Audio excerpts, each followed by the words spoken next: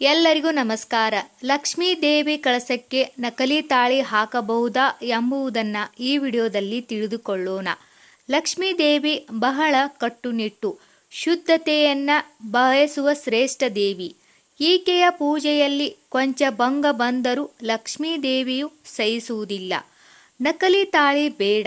ಐಶ್ವರ್ಯ ಸ್ವರೂಪಿ ವರಮಹಾಲಕ್ಷ್ಮಿಯನ್ನು ಮನೆಯಲ್ಲಿ ಪ್ರತಿಷ್ಠಾಪಿಸಬೇಕಾದರೆ ಅಪ್ಪಿತಪ್ಪಿಯೂ ನಕಲಿ ತಾಳಿಯನ್ನು ಬಳಸಬೇಡಿ. ಇದು ದರಿದ್ರ, ಅಶುಭದ ಸಂಕೇತ. ಕಡ್ಡಾಯವಾಗಿ ಚಿನ್ನದ ತಾಳಿಯಿಂದಲೇ ಲಕ್ಷ್ಮಿಯನ್ನು ಅಲಂಕರಿಸಬೇಕು. ಅಥವಾ ಅರಶಿನದ ಕೊಂಬನ್ನು ಸಹ ಕಟ್ಟಬಹುದು. ಅರಶಿನದ ಕೊಂಬು, ಗೆಜ್ಜೆ ವಸ್ತ್ರ ತಪ್ಪಿಸಬೇಡಿ. ಲಕ್ಷ್ಮೀ ಕಳಸಕ್ಕೆ ಬಾಯಿಯ ಬಳಿ 9 ಸುತ್ತು ಅರಶಿನ ದಾರವನ್ನು ತಯಾರಿಸಿಕೊಂಡು ಅದಕ್ಕೆ ಅರಿಶಿನದ ಕೊಂಬನ್ನು ಕಟ್ಟಿ ಅದಕ್ಕೆ ನೀವು ಅರಿಶಿನ ಕುಂಕುಮವನ್ನು ಹಚ್ಚಿ ತಾಳಿಯನ್ನು ಅದಕ್ಕೆ ಹಾಕಬೇಕಾಗುತ್ತದೆ. ನೀವು ಯಾವುದೇ ಕಾರಣಕ್ಕೂ ಗೆಜ್ಜೆ ವಸ್ತ್ರವನ್ನು ಮರೆಯುವಂತಿಲ್ಲ. ಅದರಲ್ಲೂ ಲಕ್ಷ್ಮಿಯನ್ನು ಮನೆಯಲ್ಲಿ ಪ್ರತಿಷ್ಠಾಪಿಸಲು ಕಳಶ ಬಹಳ ಮುಖ್ಯವಾದದ್ದು. ಇದರಲ್ಲಿ ಲಕ್ಷ್ಮಿಗೆ ಪ್ರಿಯವಾದ ಎಲ್ಲ ವಸ್ತುಗಳನ್ನು ಇಡಲಾಗುತ್ತದೆ. ಕಳಶದಲ್ಲಿ ಇಡಲೇಬೇಕಾದ ಸಾಮಗ್ರಿಗಳಲ್ಲಿ ಒಂದು ವಸ್ತು ಇಲ್ಲವಾದರೂ ಪೂಜೆ ಅಪೂರ್ಣವೆನಿಸುತ್ತದೆ. ಕಳಶದ ಆಯ್ಕೆ ಹೇಗಿರಬೇಕು?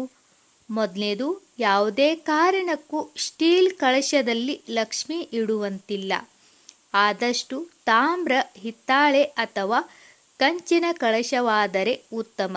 ಸಾಧ್ಯವಾದರೆ ಚಿನ್ನ ಅಥವಾ ಬೆಳ್ಳಿಯ ಕಳಶವನ್ನು ಸಹ ಇಡಬಹುದು.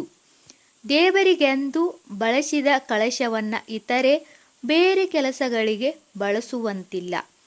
ಕಳಶದ ಒಳಗೆ ಹಾಕಬೇಕಾದ ಸಾಮಗ್ರಿಗಳು: ಕಳಶದ ಒಳಗೆ ತುಂಬಿಸಲು ಅಕ್ಕಿ, ವಿಳೆದೆಲೆ 5 ಅಥವಾ ಮಾವಿನ ಎಲೆ 5, ಅಡಿಕೆ 5, ಒಣ ಖರ್ಜೂರ 5, ಒಣ ದ್ರಾಕ್ಷಿ 5, ನಾಣ್ಯಗಳು 5, ಅರಿಶಿನ ಮತ್ತು ಕುಂಕುಮ, ಸಣ್ಣ ಕಪ್ಪು ಬಳೆ, ಲವಂಗ 8, ಗೋಮತಿ ಚಕ್ರ 8, ಕಲ್ಲು ಸಕ್ಕರೆ 8, ಬಾದಾಮಿ 8, ಗೋಡಂಬಿ 8, ಚಿನ್ನದ ವಸ್ತು, ಬೆಳ್ಳಿಯ ವಸ್ತು, ಕಮಲದ ಬೀಜಗಳು 8, ಧಾನ್ಯ 5 ವಿಧ, 1 ನಿಂಬೆಹಣ್ಣು, ಮಾವಿನ ಎಲೆ, ತೆಂಗಿನಕಾಯಿ. ಮೇಲಿನ ವಸ್ತುಗಳಲ್ಲಿ ಕನಿಷ್ಠ 8 ಕಳಶದ ಸಾಮಗ್ರಿಗಳನ್ನು ಬಳಸಲೇಬೇಕು. ಬೆಳ್ಳಿ ವಸ್ತು ಕಡ್ಡಾಯವಾಗಿ ಕಳಶಕ್ಕೆ ಹಾಕಬೇಕು. ಪರಿಮಳ ಭರಿತ ಹೂಗಳು.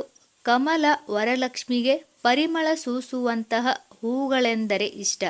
ಅದರಲ್ಲೂ ಮಲ್ಲಿಗೆ ಅಲ್ಲದೆ ಕಮಲವಾಸಿ ಲಕ್ಷ್ಮಿಗೆ ಕಮಲದ ಹೂವನ್ನು ಮಾತ್ರ ತಪ್ಪಿಸುವಂತೆಯೇ ಇಲ್ಲ. ಕಮಲ ಲಕ್ಷ್ಮೀ ದೇವಿಗೆ ತುಂಬ ಪ್ರಿಯವಾದದ್ದು. ಲಕ್ಷ್ಮೀ ಪೂಜೆಯಲ್ಲಿ ಕಮಲವಿದ್ದರೆ ಲಕ್ಷ್ಮೀ ದೇವಿ ಶ್ರೇಷ್ಠ. ಇದನ್ನು ಯಾವುದೇ ಕಾರಣಕ್ಕೂ ತಪ್ಪಿಸಬೇಡಿ. ಇನ್ನು ತುಳಸಿಯನ್ನು ಬಳಸದೆ ಲಕ್ಷ್ಮೀ ದೇವಿಯ ಪೂಜೆಯು ಪೂರ್ಣಗೊಳ್ಳುವುದಿಲ್ಲ. ತುಳಸಿಯು ತುಂಬ ಶ್ರೇಷ್ಠವಾದದ್ದು.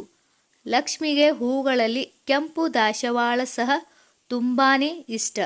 ಇದನ್ನೆಲ್ಲ ಪಾಲಿಸುವುದರಿಂದ ಲಕ್ಷ್ಮೀ ದೇವಿಯು ಸಂತೃಪ್ತಿಯಾಗುತ್ತಾಳೆ. ಈ ವಿಡಿಯೋದಲ್ಲಿರುವ ಎಲ್ಲ ಮಾಹಿತಿ ನಿಮಗೆ ಇಷ್ಟವಾದರೆ ದಯವಿಟ್ಟು ನಮ್ಮ ಚಾನಲ್ ಸಬ್ಸ್ಕ್ರೈಬ್ ಮಾಡಿ, ವಿಡಿಯೋಗೆ ಲೈಕ್ ಮಾಡಿ, ವಿಡಿಯೋನ ಶೇರ್ ಮಾಡಿ. ಎಲ್ಲರಿಗೂ ಧನ್ಯವಾದಗಳು.